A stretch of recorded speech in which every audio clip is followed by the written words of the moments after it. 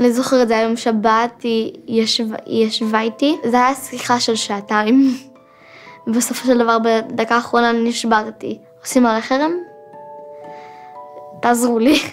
היה 5 דקות דממה. אני זוכרת את הדממה הזו, זה היה משהו מפחיד שלא עכשיו יבואו עליי.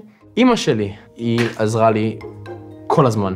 היא הייתה שם כל הזמן. הם היו נראים לי מושלמים, ואני הייתי בעייתית, השבורה.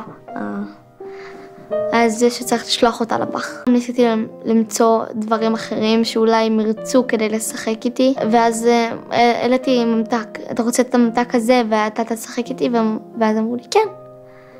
אז הבנתי שממתקים זה מה שמדבר איתם. מגיעה הפסקה, אני מוציאה את השקית ממתקים, וכולם באים ואומרים לי, אפשר את זה, אפשר את זה, אפשר את זה, אפשר את זה, ואני אומרת, בתנאי שתשחקו איתי חיי שרה. ואז כולם באים ומשחקים איתי חיי שרה. וכשנגמר לי הממתקים והכסף, הייתי צריכה לקחת מההורים שלי. אז בהתחלה ניסיתי, אפשר 10 שקל? למה? סתם, אני רוצה שיהיה לי.